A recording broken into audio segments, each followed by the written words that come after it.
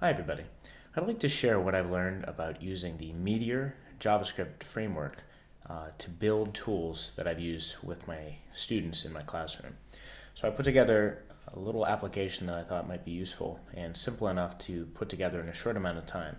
So this is a little app that involves having students upload photos of their work, and so it would make it really easy for a class full of students with their own phones perhaps to all submit their answers to a given question, perhaps that's posed at the front of the class. And so I have a few examples here. I also have my phone right next to me, and so I have a little work, and I'm just going to show that real time. If I take a picture of that work and capture it,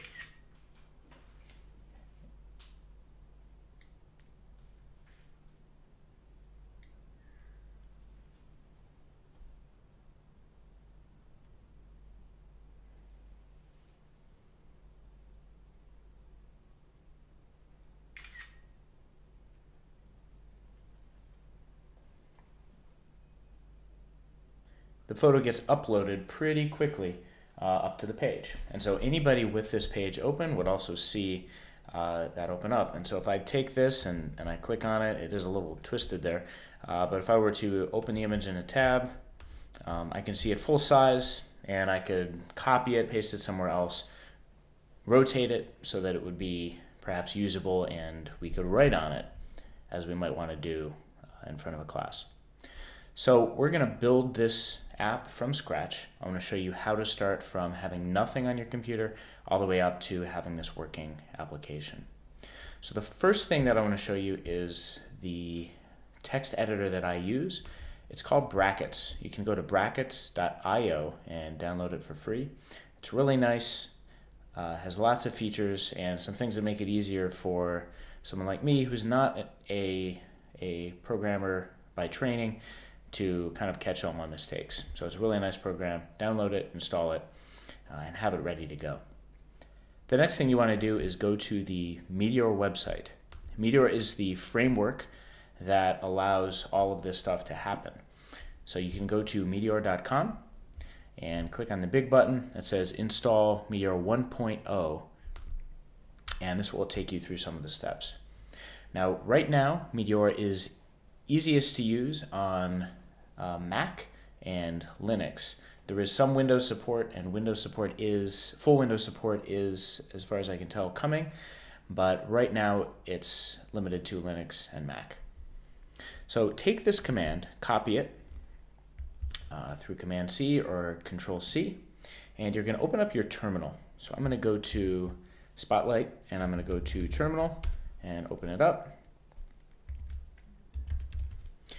And so this is a little bit intimidating sometimes for people who haven't been in the terminal.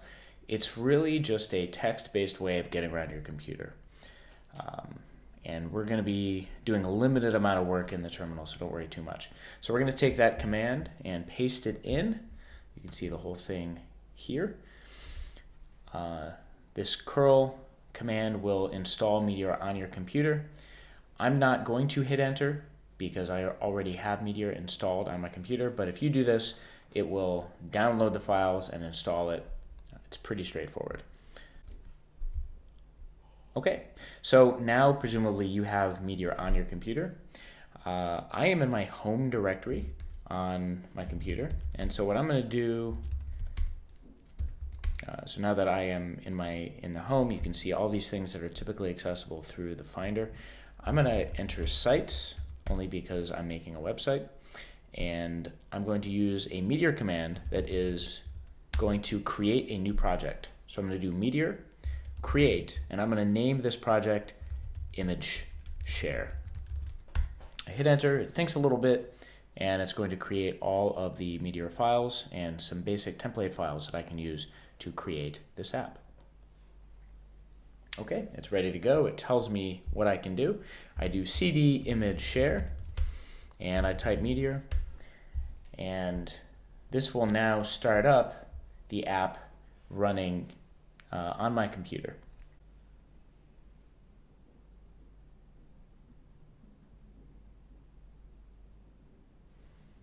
Okay, and once this message comes up, you'll see a few other little things coming up. Once this message comes up, the program is actually running on your computer.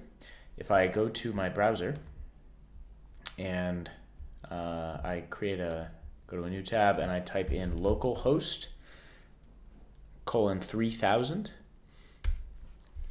I have a basic Meteor app sitting here. And so you have this neat little thing that will count the number of times you press a button. Very exciting, very cool. What we're now going to do is actually clear out this entire application. The way we're going to do this is I'm going to go to brackets and I'm going to open up this directory that I just created. So go to brackets, I'm going to do open folder, and I'm going to go to the sites directory that I found before, and I'm going to go to ImageShare and open that directory. And so now I can see that I have these 3 files in here: a CSS file, an HTML file, and a JavaScript file. We're actually going to clear out most of this code here and leave pretty much the only thing, this code that checks to see if I'm on the shelf. In the HTML part, I'm going to clear out some of this. We have a title that'll work for us. I'm going to change this, this part right here, and I'm going to put in 2 templates. So the first template, I'm just going to call main. So the way you do this is you put in 2 braces, and inside you put a greater than sign, which just means that I'm calling a template called main, and I'm going to create that right now.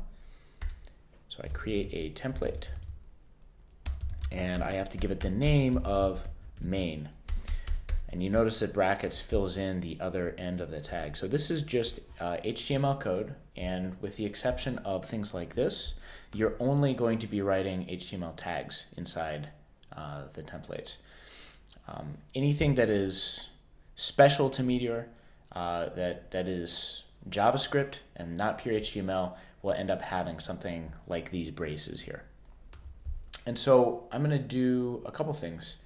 First thing, I'm going to create a heading. I'm going to make this H1, and this is where I'm going to ask the students or whoever's there to put in some work, a snapshot of the work.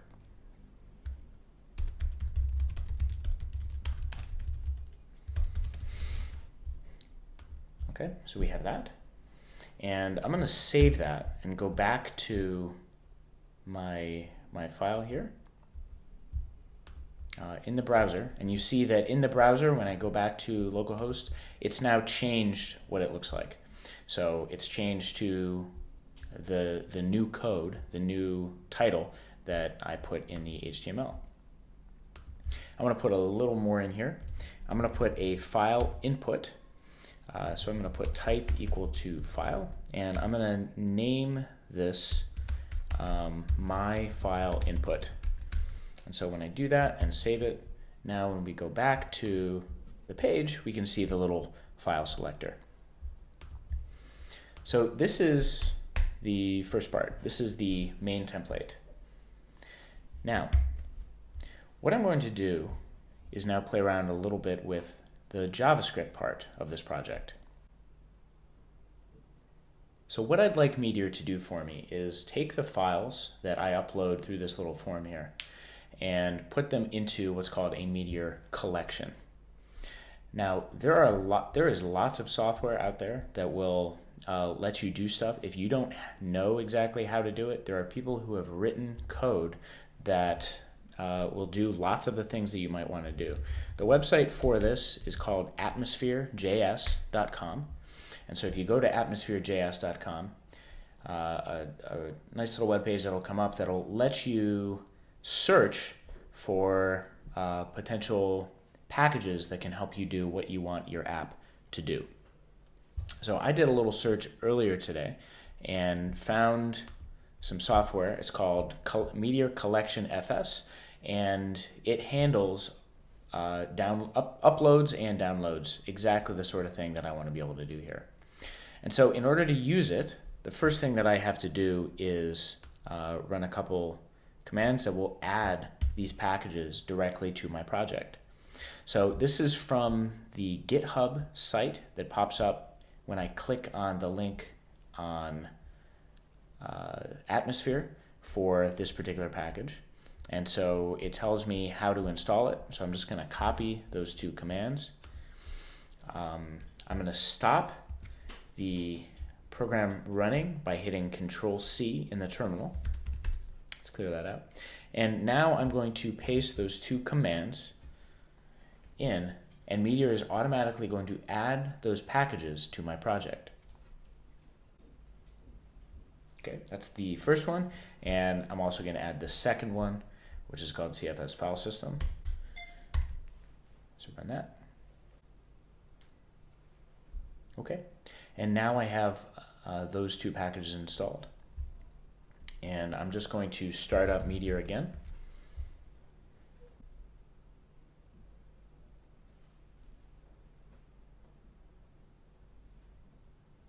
Okay, so again, my program is running, and we'll take a quick look at ImageShare, see how it's doing. It looks exactly the same, which is good because we haven't done anything. The next thing that I'm going to do is go back to the collection file system, and it tells us how to actually how to start using this. And so the key here is to create what's called a collection. Now this is a special kind of collection. It's not the basic Meteor collection, but generally when you make a collection, it works exactly the same way. You create in your JavaScript file, you say, I need a collection, I'm going to name it this. You use the name new, and then you just say meteor.collection, name it, and there's some other things that you can say about it. In this video, I'm not going to show you how to do that more basic collection because I want to focus on this particular app. I just pasted this code in here. So what this does is it's creating a collection called images, and it has the properties that comes with this package that I just installed. It's going to store the images that I upload on my computer in a little directory in my home directory called uploads. So I'm going to save that. Again, nothing really is going to happen to my code. We'll just do a quick check and see that there are no errors.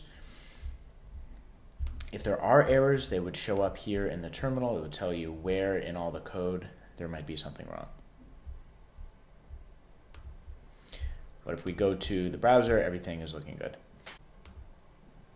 The next thing that I want to do is I'm going to create a template that will contain all of the images that have been uploaded. So I'm going to create a new template, and I'm going to name it, let's call it images submitted. Okay, and this is going to be very simple. I'm actually going to copy this code from another file that I've used before. Okay, so I'm going to paste this code in. And so here you can see that it has those braces. So this is something special that Meteor is going to do. And so I'm saying what this means is for each image that Meteor finds in the collection, it's going to create this HTML object, a div. It's going to give it this class, and it's just going to place the image inside of that div.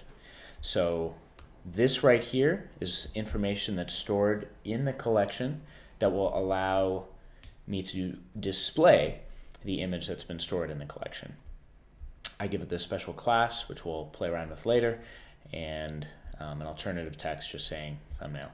So I close that, and then after I have all the code here, I close it with a / and then each inside another one of the braces.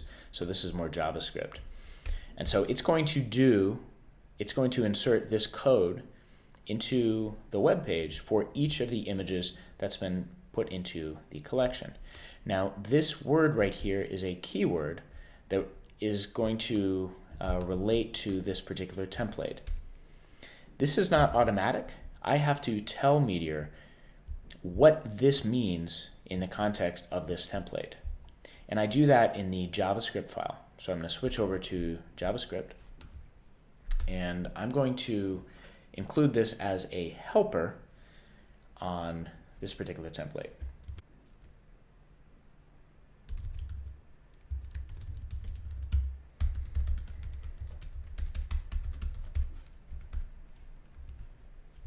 And so this is the code that lets me say what those keywords represent within the template. So I use the keyword, I use the word template dot the name of the template that I'm using, and then I have these helpers. And I need to tell Meteor what information to include inside these images to be put into the web page by going to the images collection, and it's going to find everything that's been submitted. And that should be it. So we save that. We don't have any errors so far, which is good. And we take a look back at our web page, and nothing too crazy is happening. Okay, now there is one more thing that I'm going to need to add in on the JavaScript side. And that is, on the main template, I have this input called myFileInput. And what I'd like to do is when a file is selected in that file input, so I'll show you what I mean by that. If you click on Choose File, a little box comes up and you're allowed to pick an image. So when I actually do that, when I select an image, I want it to take that image and insert it into the collection. And so I have a little bit of code that I'm going to do for that. You notice that the file input is located on template main. So this time, instead of looking at the template images submitted helpers, I'm going to again access something related to the template, but this one is going to be on main, and I'm talking this time about events. And the event that I'm interested in is when there is a change on the file input, and I'm using the hashtag to indicate that I'm looking at an ID. The ID of this file input is myFileInput. So I'm going to put hashtag myFileInput. And I'm going to have a couple things here. And I'm going to put in, actually this code I'm also going to steal from another file.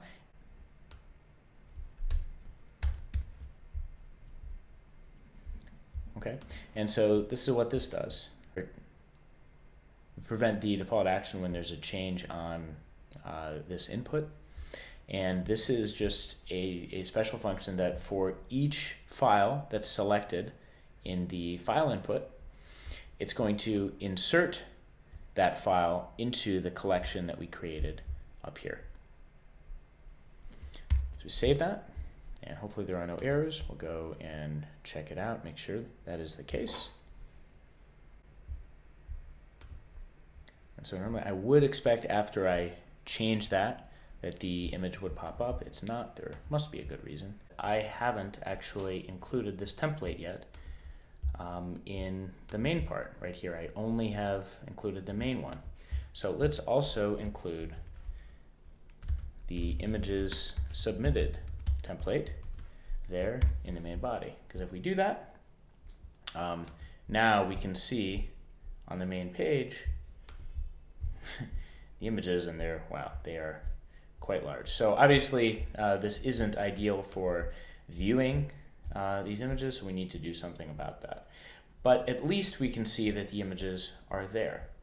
So the last thing that I'm going to do to make this a little nicer is I'm going to go to the CSS part, and I'm going to include some CSS rules to make it so that everything is much more legible. So a couple things that I can do on the body. I'm going to change the font to be Helvetica because I'm a Helvetica fan. So we do that, we're going to see that change over from Times New Roman. The next thing over here, if you notice, I have created this div class of uploaded image. I'd like to do something about the uploaded image part. So I'm going to put in the class uploaded image. And I'm just going to put in some basic CSS rules that say the height. I'm going to make the height 250 pixels and the width also 250 pixels.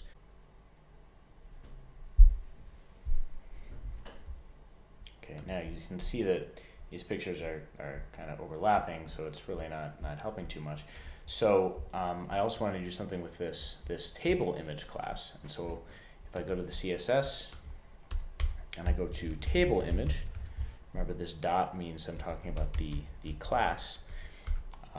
I'm going to make this height equal to 100%. And so now the distortion is gone.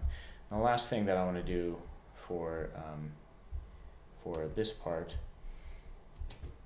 I'm going to again go in and grab something from a previous project. And I'm going to set this to be inline block, and I'm going to float it left, and you'll see what the effect is when I do that. I want this here instead. So now it's putting those side by side, which is kind of nice. And I'll just put in one more thing that just kind of makes it so that we get that nice hover effect. So this uploaded image pseudo class, which means if we hover over it, it's going to add a little border to it. It's going to reduce the size of the picture. So I'll paste that into our CSS file as well. All right, and so now we reload, and now we get that nice little red overlap part. And so one more time, now that we have this, I'll just try taking a picture of that equation again, just to show that it works. So this is on my phone. Now, I do want to show you how I'm accessing this on my phone. If you go to your wireless settings and you look at your network preferences, it comes up and tells you what your computer IP address is. Make sure you don't get that final period in the IP address. And so on my phone, I can go to 192.168.1.10, and I'm on port 3000, and on my phone, I see exactly the same thing as what you see here. So I can take a picture, again, of that equation, snap the picture, and there it is, it pops right up. Now again, it would be nice to be able to see it right side up, but that's easy enough to do if I just open it and it shows up. And again, I could use Command Shift F fork and do a paste into Notebook or some other piece of software that I might use with my students.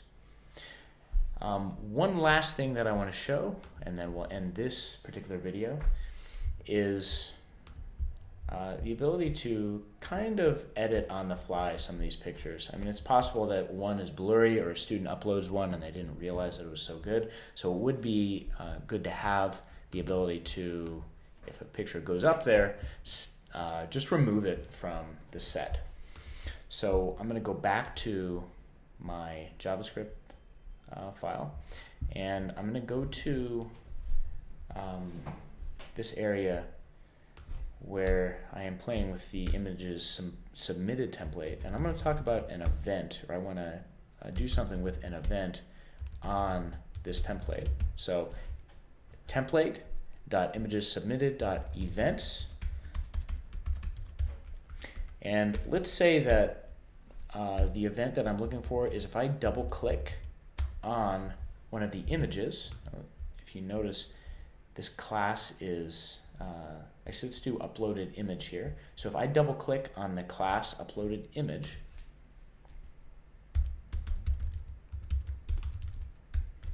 we're going to have a little function here, put in the event. Okay, very simple. I'm going to remove that image from the collection. So I have to do a little bit of Mongo work here. So the ID of this is going to be this.id. Now the this keyword inside a template event means whatever the event was just performed upon is represented by this. Inside the collection, every element of that collection has an ID. And so I am telling the images collection to remove the element that has the ID that is the same as this particular image.